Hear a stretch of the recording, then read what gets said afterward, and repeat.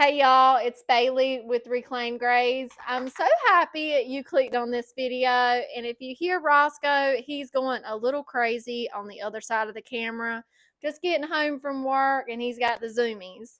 But in today's video, we're going for aged, rustic, chippy vibes, and I got a couple projects finished for y'all. Furniture has been flying out of my booth. I put something in there within the day or week, it is sold, and I'm so very grateful and thankful for that. But that means it's been keeping me busy between packing y'all's orders and trying to keep up with my booth retail space and not have like ugly large holes in it. I have been busy, busy, busy, busy, but I like to stay busy. That's me 100% of the time is always going and always doing something. But I don't know why I'm rambling so much today. Y'all let me know what y'all think about today's projects, and we're going to get started right now. Our first project or set of projects are these thrifted metal tin canisters. They are really clean on the inside. I picked them up at a yard sale for $1 a piece. This one, I popped the label off of it. I just kind of experimented off camera before doing it because it's up there in rivets.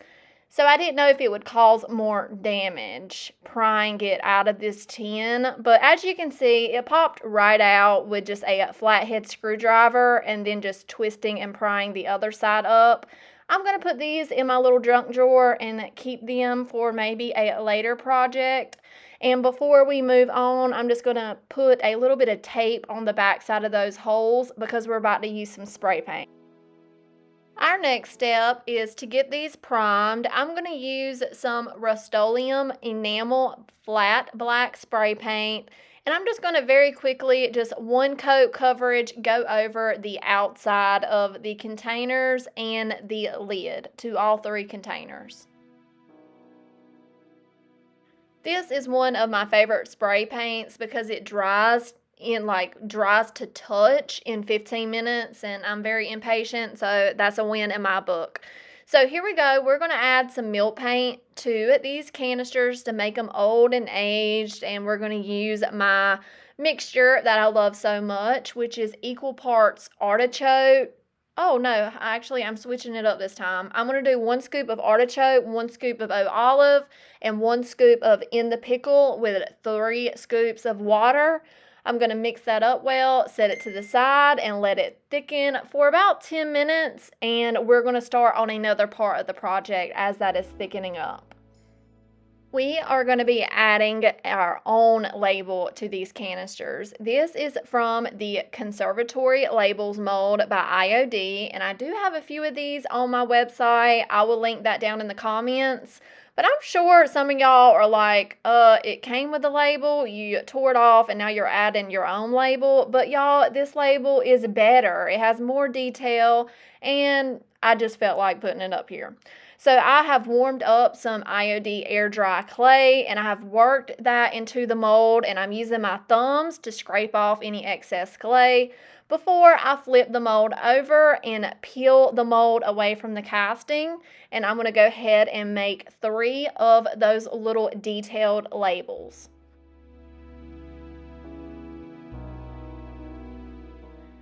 I'm going to use my Titebond Quick and Thick to glue these down, spreading that glue all the way to the edges, just using my finger. I probably applied way too much glue to the back of these. You really don't need that much. Just make sure it's a thin layer all the way to the edges.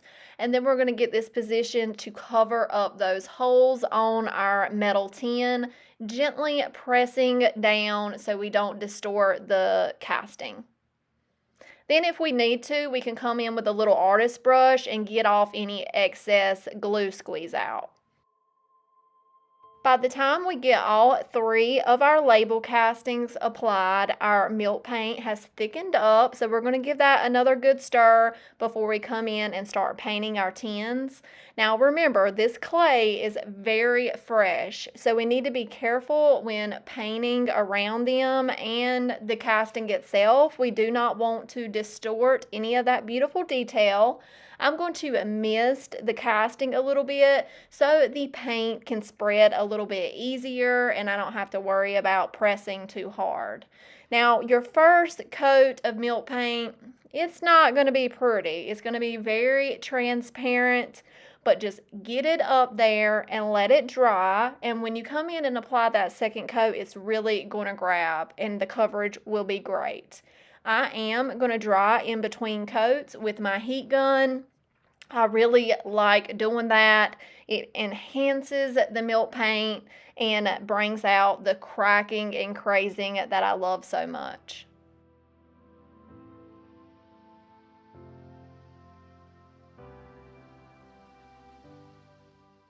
Now, of course, we're using a strong heat gun on metal, so be careful, don't burn yourself, and let the metal tin cool down before coming to apply your second coat of paint. So here's how we're looking after that first coat is dry, and I'm going to come back in now and apply that second coat and just look at the coverage. It's like a night and day difference, and this green color is so pretty. I really like adding the in a pickle to my little mixture combo. It makes it look a little bit more vintage in my opinion. And if you are interested in trying some milk paint for yourself, it is now available on my website and you can find that down in the description box below. So now I just applied the 2 coats. I'm not worried about a third coat. I want these to look aged. So I'm going to bring out the apothecary label stamp to stamp on our little conservatory label mold. I'm just going to number them 1, 2, and 3 using my IOD permanent ink. I pressed a little too hard on this one and you could see the indentation around the stamp, so I just kind of smoothed that out a little bit because these castings are not all the way dry right now. And next, we need to seal up our project. We are getting some gorgeous crackle on these pieces, and some of that black is still peeking through, and I like the way that looks. So we are going to be using Fusion's Agent Wax to seal this. This is one of my favorite ways to seal up milk paint. It just goes in and deepens the color, and I think really it brings out the true color when you put a wax over it. If it gets too dark, you can come back in with some clear wax and buff it out, but I really like the grunginess on this piece, so I'm going to continue on and apply it to all 3 of my canisters with a wax brush and then buff it back with a blue shop towel. At the point when it comes to waxing, your castings do need to be fully dry because you really got to work in the details to pull back some of the wax that gets stuck in the deeper details. So I did let these dry overnight after stamping the numbers before coming in to wax. Now, as that wax is still wet and fresh, I'm going to take my Dixie Belle dirt, and it's just like a powder dust that you can use to further age your piece.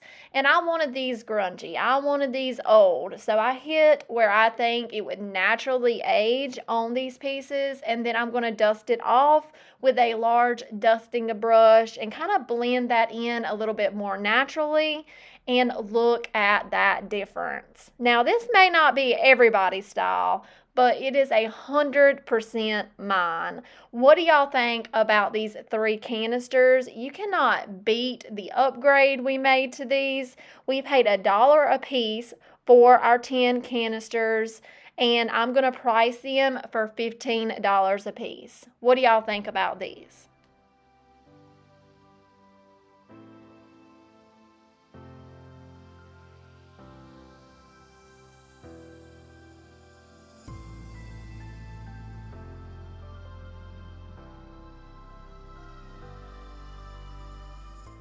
Here is our next project. It is a Facebook Marketplace find. I paid $25 for it and had to drive about 30 miles to pick it up.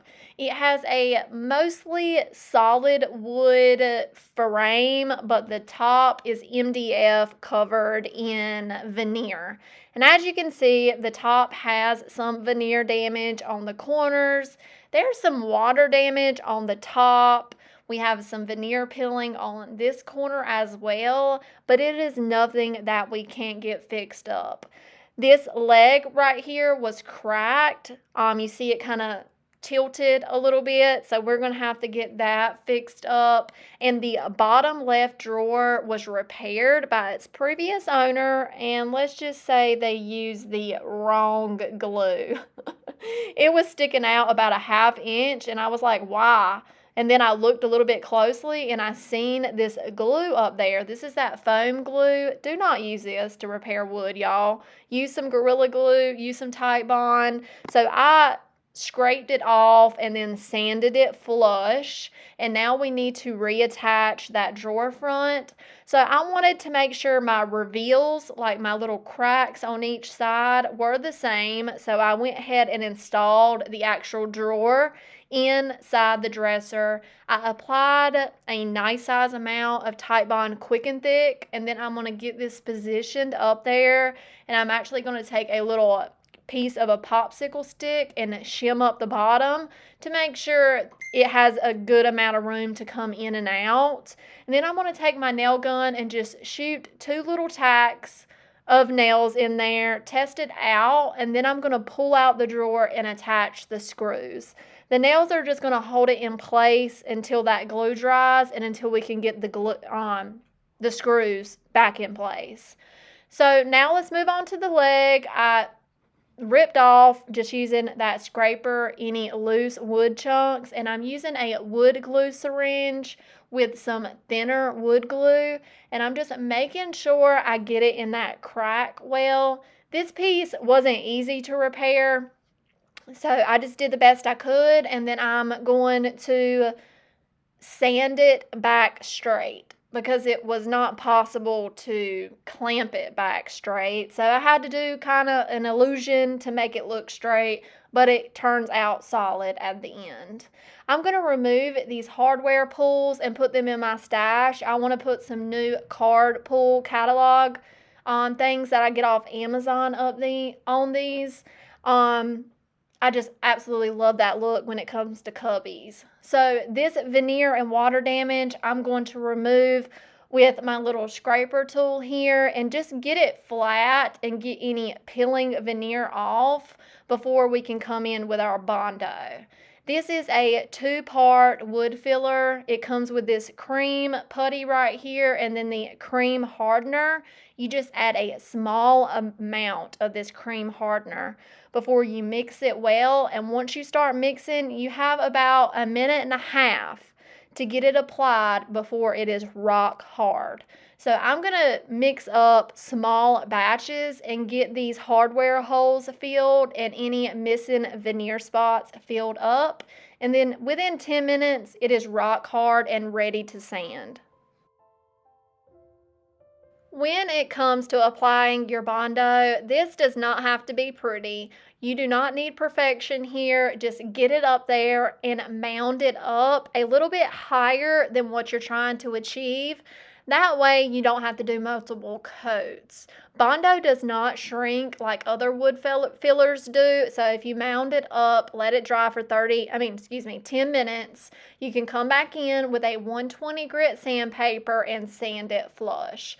I like to close my eyes and feel the surface for any lumps and bumps as I'm sanding, and that just helps me make sure it's flat. I'm going to get this corner sanded back good and sharp, and then we're going to work on sanding the other veneer repairs, the drawer faces, and I'm going to go ahead and scuff up the rest of the dresser as well with this 120 grit sandpaper. This spot right here was raised a bit, so I'm going to use that sandpaper and really gnaw down that surface. It had a little bit of water damage, and MDF is horrible.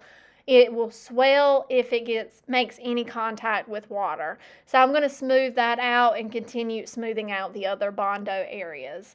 Before we give everything a good wipe down, this piece is 100% dust free, and now we're going to put a candy-like coating over this dresser. I'm using a primer. This is shellac-based primer. It's in the clear finish. And when I'm using milk paint over wood surfaces, this is my favorite primer to use. We have Bondo, we have raw wood, we have MDF, we have wood stain. We got a lot of different elements on this piece, so we need to get everything sealed up so we can work on a nice solid finish.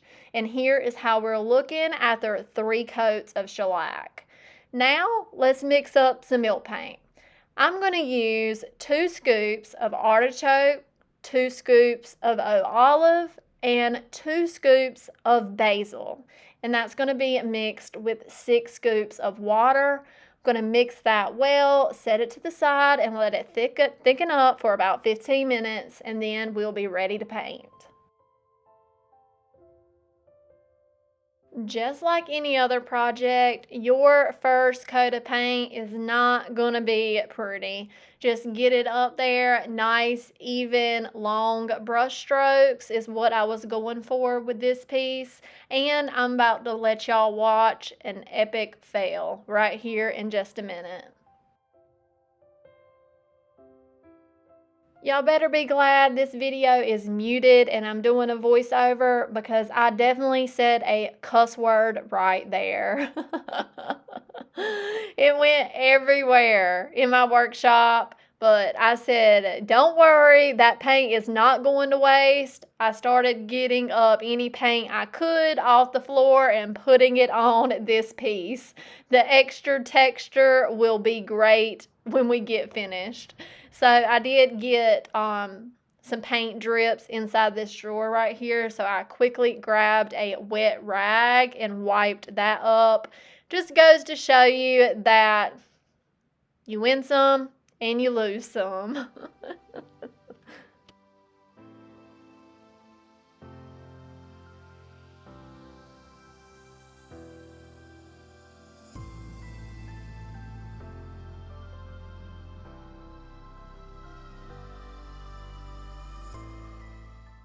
Here's how we're looking after our first coat. I did paint the back as well, and I went ahead and applied 3 light coats to this piece. And I had to pull the drawers out and get like the interior of the frame as well, because you can see that when the drawers are closed. And now our 3 layers of milk paint are dry, and I'm going to come in with some fine grit sandpaper and sand this baby smooth.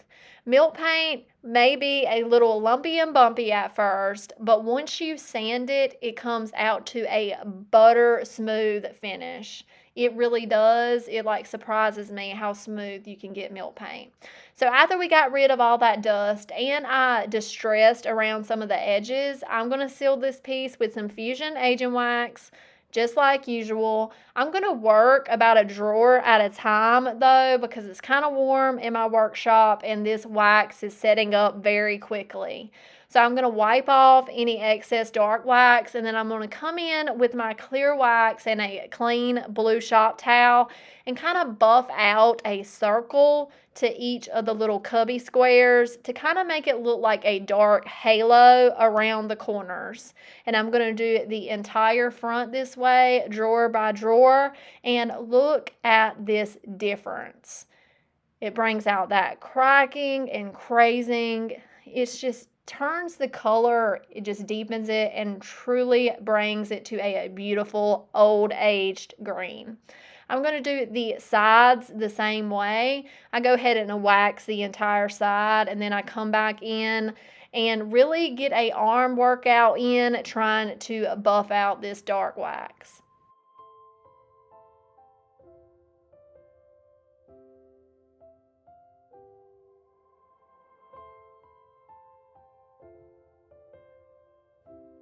So next we need to start adding our hardware. I made this quick template. It's just a piece of 1/4-inch plywood that I cut to the exact same size as the drawer front. I measured out where I wanted my hardware to be and pre-drilled holes through this template. That way I can just line it up to the drawer face and drill through the holes on the template into the actual drawer front. This saved me a lot of time. I hate measuring exact numbers on 16 drawers. Like, that would have taken hours. This took about 30 minutes. So I'm just going to get this drawer done and move it to the next and attach our little card catalog pulls with some screws that come with them off Amazon. I have these linked in my Amazon storefront. They're very inexpensive, and that's linked down in my description box. Making sure those screws didn't poke through the back side, and they didn't, so we were good to move on to the other drawers.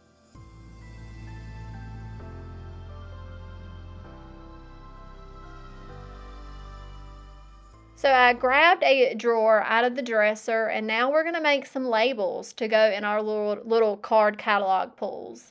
Here I have the apothecary label stamp, some black IOD permanent ink, and then I found this at a flea market. It's just an old receipt book from, I think, 1947, and look at the back side of this paper. I love the color of it, the age spots on it. So I cut 16 pieces of these to fit in those card catalogs, and we're going to stamp using our black ink 1 through 16.